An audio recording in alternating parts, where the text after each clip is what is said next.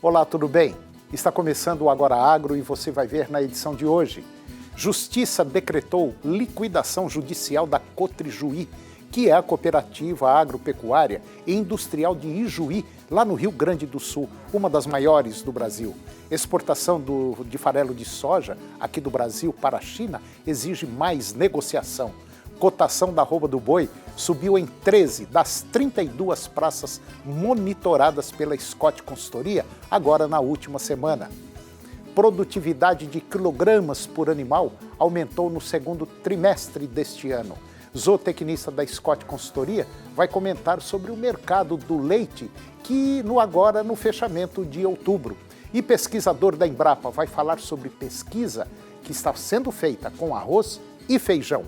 O Agora Agro já está no ar.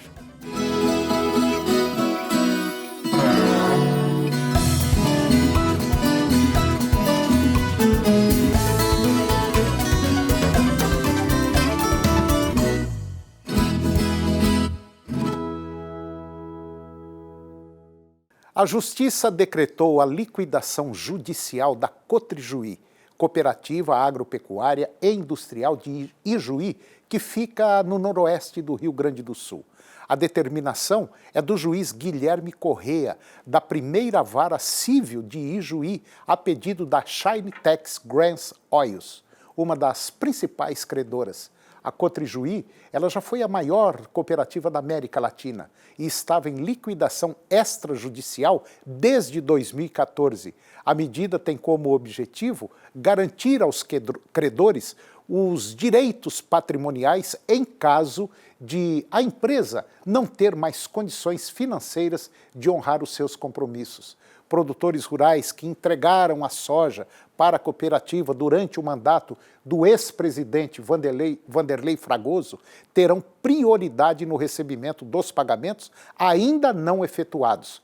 Na decisão, os associados não serão solidários à dívida e, portanto, não terão que arcar com nenhum pagamento aos credores. A Cotrijuí foi fundada em 1957 e chegou a ter mais de 3.000 funcionários com atuação nas áreas de supermercados, postos de combustível, indústria de cereais, frigoríficos e beneficiamento de carnes, e também fábrica de rações e moinho. A Cotrijuí já teve a maior capacidade de armazenagem de grãos do interior, com cerca de 1 milhão de toneladas em 22 armazéns, e hoje tem uma dívida de 270 milhões de reais. A exportação de farelo de soja do Brasil para a China exige mais negociação, mas as conversas estão em andamento. Pelo menos foi o que disse a ministra da Agricultura brasileira, a Tereza Cristina, que estava em visita ao país asiático. A China é o maior importador global de soja do mundo e o principal cliente do Brasil, que é o maior exportador global da oleaginosa em grãos. Mas os embarques de farelo de soja brasileiro ao gigante asiático são inexpressivos, uma vez que os chineses preferem importar a matéria-prima do produto para a produção de ração. Em nota, o Ministério da Agricultura brasileiro afirmou que estão sendo acertados protocolos para exportação de farelo de algodão e também de farelo de soja aos chineses. Mas essa negociação exige mais conversas entre as equipes técnicas dos dois países, enquanto as exportações de soja do Brasil à China somaram quase 67 milhões de toneladas no ano passado. Os embarques de farelo de soja, um produto de maior valor agregado, somaram apenas 90 mil toneladas, aproximadamente segundo dados do governo chinês. A indústria de soja do Brasil já negocia há um tempo um acordo para exportar mais farelo de soja aos chineses. A cotação da arroba do boi subiu em 13 das 32 praças que são monitoradas pela Scott Consultoria, agora na última semana. Embora haja frigoríficos com programações de abates alongadas, com gado negociado a termo, os compradores que não estão nesta situação mantêm a disputa pelo gado e também o cenário é positivo para os preços. A proximidade da virada do mês, consumo doméstico um pouco melhor agora no último trimestre e exportações em bom ritmo criam este cenário de preços bons para o setor pecuário. Para o curto prazo, não é esperada alteração na tendência positiva, com reforço no consumo doméstico, com contratações temporárias e primeira parcela do 13º salário, agora em novembro. No mercado atacadista de carne com osso, houve uma valorização e a carcaça de boi de animais castrados esteve cotada em R$ 11,26 o quilo, uma alta de 1,4% na comparação diária. E agora você vai ficar com Juliana Pila, que vai comentar sobre o fechamento do mercado do leite no mês de outubro. Confira. Olá a todos, eu sou Juliana Pila, zootecnista e analista de mercado da Scott Consultoria e hoje trago informações sobre o fechamento dos custos de produção da pecuária leiteira agora de outubro. Bom, os custos de produção da atividade leiteira voltaram a subir agora em outubro frente ao mês anterior. O indicador que é calculado aqui pela Scott Consultoria aumentou 2,2% no período. Os preços dos alimentos energéticos subiram, com destaque para o milho devido à boa exportação. Também observamos altas de preços para os alimentos proteicos, para os defensivos e para os fertilizantes, colaborando para o cenário. Em relação ao igual período do ano passado, o indicador está 1,4% maior este ano. Este fato de aumento dos custos, associado à expectativa de queda nos preços do leite pago ao produtor, acabam estreitando a margem da atividade. Bom, por hoje é isso. Muito obrigada pela sua atenção e até a próxima. E depois do intervalo, você vai ver que a produtividade de quilogramas por animal aumentou no segundo trimestre deste ano. Zootecnista da Scott Consultoria, ela vai falar sobre o mercado do fechamento em outubro. E vamos falar também sobre o monitoramento de bovinos. E o pesquisador da Embrapa fala sobre pesquisa com arroz e feijão. Nós voltamos já, é um minuto só.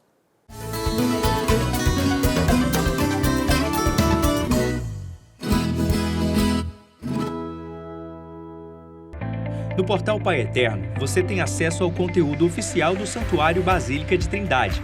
Confira notícias sobre a devoção ao Divino Pai Eterno, acenda uma vela da fé e muito mais. Acesse paieterno.com e faça parte desta família de amor.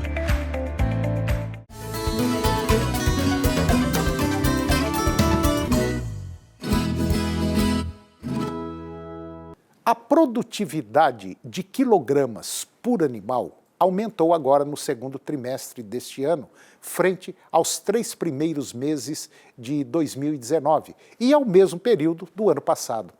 Esses dados que foram divulgados agora pelo IBGE mostram que a média de produtividade brasileira, vamos dizer assim, andou-se em conta os abates do boi, vaca, novilho e novilha no segundo trimestre deste ano.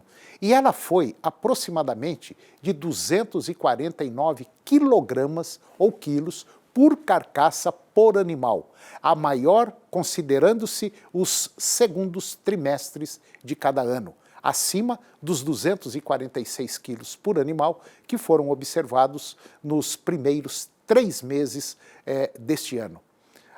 Em relação ao mesmo período do ano passado, ou seja, segundo trimestre do ano passado, o avanço é de 1,38%.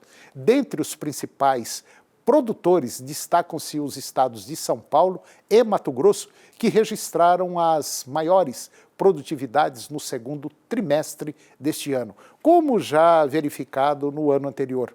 Um outro estado que se destacou foi o Tocantins, que teve o maior incremento na produtividade de 6% entre o segundo trimestre do ano passado e o mesmo período deste ano, com média de 251 quilos de carne por animal. E agora você vai acompanhar uma conversa muito interessante sobre monitoramento de bovinos através de brincos colocados nas suas orelhas. Confira. A Allflex, líder mundial de identificação animal, em 2014 ela adquiriu uma empresa israelense chamada SCR. O intuito disso foi sair um pouco do viés simplesmente de identificação e ampliar o portfólio dela. Foi quando então nós começamos a trabalhar com o monitoramento animal. Como que isso funciona então na verdade? O monitoramento animal através do dispositivo, ele capta os dados do animal, seja em formato de brinco ou colar, através de uma antena instalada na propriedade, ela envia os dados via radiofrequência e se você tiver um computador, um celular, um tablet, da onde você estiver, via essa antena que está instalada na propriedade, a gente consegue então visualizar todo o comportamento animal, tá? Seja ele a nível individual ou a nível de lote. Então, através desse dispositivo, que é o brinco, de tecnologia de identificação duradoura e com todo o know-how de monitoramento, você consegue captar os dados de atividade, tempo comendo, ruminação e taxa de ofegação a nível individual. Todos esses dados passam por uma antena, chegam à nuvem e abastecem os aplicativos. Então é dessa forma que você consegue monitorar e ter o seu rebanho na palma da sua mão. Então se você tiver internet, seja num telefone celular, num tablet, num computador, nós conseguimos acesso à propriedade, tanto que nela tem o nosso sistema instalado. Então, na verdade, do que eu estou falando? De monitoramento animal. Através de um dispositivo, seja ele em formato de brinco ou colar, nós conseguimos captar os dados desses animais de atividade, tempo comendo, ruminação e estresse térmico e avaliar de uma forma individual e a nível de lote. Então, à minha frente eu tenho aqui um computador em que nós conseguimos visualizar, por exemplo, nesta propriedade, as vacas que entraram em cio, qual é a nota do cio e qual é o melhor horário para inseminar esse animal. Caso eu entre nesse animal para visualizar o gráfico, o que nós acompanhamos ou observamos desse animal? Eu tenho o tempo comendo desse animal em azul claro, eu tenho em laranja a atividade desse animal e em roxo eu tenho a ruminação. Então o que eu espero quando o animal entra em cio? Um aumento de atividade, uma leve queda de ruminação e o sistema me traduz isso em comportamento de cio, que seria este em azul. Então olha como eu tenho essa movimentação do animal bem alterada quando o animal está em cio. Essa é uma fase que nós conseguimos avaliar dentro do sistema a nível individual, além dos demais, pensando em saúde e estresse térmico. Quando eu falo em estresse térmico dentro do monitoramento animal, primeira coisa, o que ele capta? Ele capta movimento respiratório. Então eu consigo observar a nível de lote qual é a taxa ou a porcentagem de número de animais que está em maior estresse térmico ou que está em maior taxa de ofegação. O que isso significa? Quando o animal tenta perder calor para o ambiente, ele deixa de consumir alimento, consequentemente ele deixa de ruminar. Consequentemente, ele vai reduzir a produção de leite. Então, é importante monitorar o estresse térmico do animal e do lote é fazer com que ele se sinta bem, que ele esteja num ambiente confortável, ou seja, em bem-estar. Com isso, ele vai manter ou produzir mais leite. É essa a nossa maior intenção. Também o que eu consigo avaliar, se tempo de banho está adequado, aspersão, tamanho de partícula de água, ventilação, tamanho de cama, ou seja, todo o bem-estar do animal está sendo conduzido adequadamente. Falando ainda de monitoramento, um assunto muito importante e delicado a ser monitorado é a saúde a nível individual. Então, além da atividade do estresse térmico, eu consigo acompanhar através de tempo comendo e da ruminação desse animal, como que está a saúde desse animal, acompanhando se teve queda na ruminação e eu consigo associar a problemas de saúde, consigo monitorar o pré e o pós-parto desse animal, saber se ele está evoluindo adequadamente e também acompanhar melhorias de acordo com tratamentos veterinários. Caso você opte por um tratamento 1, esse tratamento não é efetivo, nós podemos optar pelo 2 através do acompanhamento do tempo de ingestão de alimento e da ruminação desse animal. E depois do intervalo, nós vamos falar de uma pesquisa muito interessante sobre arroz e feijão, 2 alimentos que deram certo na dieta do brasileiro. É um minutinho só, nós voltamos já.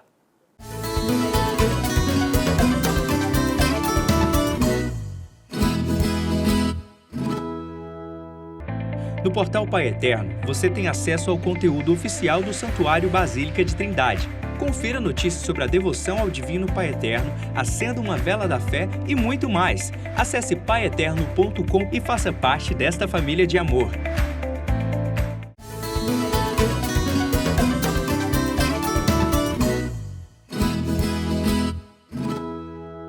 Eu vou conversar agora com Carlos Magri. O Carlos, ele é pesquisador da Embrapa, da área de socioeconomia, e nós vamos falar de um tema interessantíssimo, que muito pouca gente imagina, um trabalho de pesquisa sobre arroz e feijão. Doutor Carlos Magri, muito obrigado pela sua participação no nosso programa, muito obrigado pelo convite, por ter aceito esse convite, para falar de um tema muito interessante, sobre arroz e feijão. O que está acontecendo com arroz e feijão? A turma está parando de comer ou não? Na verdade, isso que nos levou à pesquisa, né? A Embrapa trabalha com vários produtos, a unidade que eu trabalho, os produtos são arroz e feijão, e a gente vem percebendo há muito tempo essas notícias de que o consumo vem diminuindo, só que quando a gente observa, a gente não vê a base, né, científica dessas afirmações. Então, a gente resolveu fazer uma pesquisa junto aos consumidores para identificar realmente o que estava acontecendo.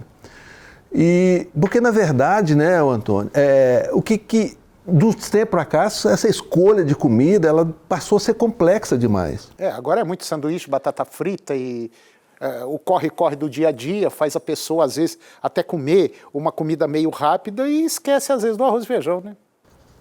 Isso também, né? Mas você pensar assim, a questão de poucas décadas aí, você não tinha opção. Você ia na venda e tinha um arroz e feijão e fazia uma mistura que chamava, né? Hoje não, hoje você entra num hipermercado desse, você nem sabe o que você leva. Isso é uma questão que vem influenciando bastante no consumo. Além disso, você vê que a mídia em cima desses produtos que estão no supermercado é uma mídia pesada e vem trazendo dificuldades para o consumidor discernir bem as coisas, né? E, além disso, você tem que pensar o seguinte, de uns tempos para cá, começaram a falar para a população o seguinte, olha, você tem que escolher o que você come, que se você não comer mal, o planeta vai acabar por causa do efeito estufa. Você imagina, então, um consumidor que tem pouca informação, né? E ele vai passando sempre isso toda hora na cabeça dele. Tem esses programas de culinárias onde que mostram dietas completamente exóticas a nosso arroz e feijão. São dietas às vezes caras, são dietas que pouca gente tem acesso, né?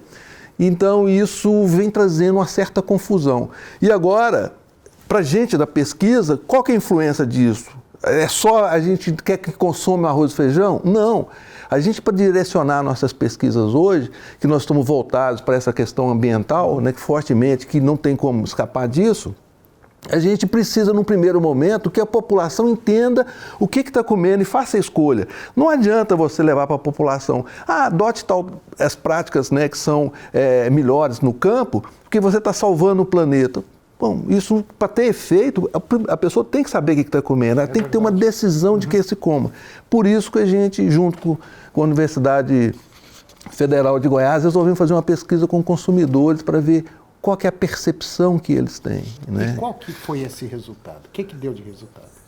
Isso nos surpreendeu, né? Isso realmente foi uma surpresa muito grande.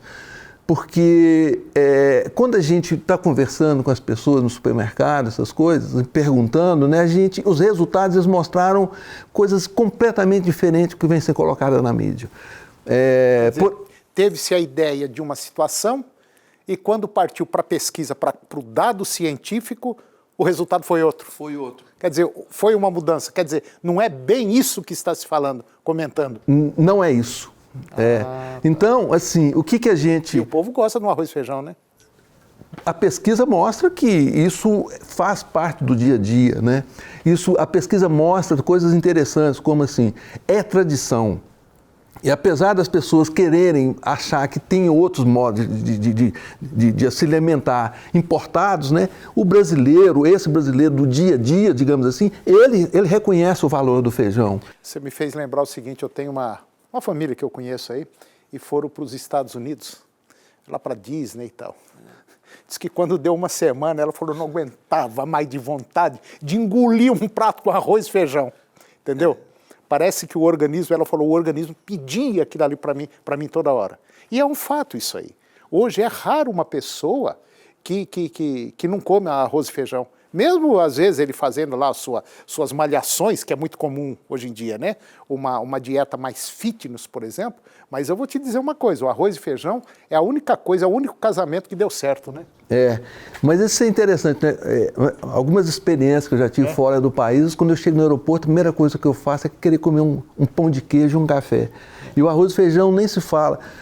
Uma vez eu fiquei 6 meses fora, cheguei aí, o pessoal, o que você quer comer? Eu falei assim, arroz, feijão e um bife, pelo amor de Deus. Né? Isso é fato, é fato.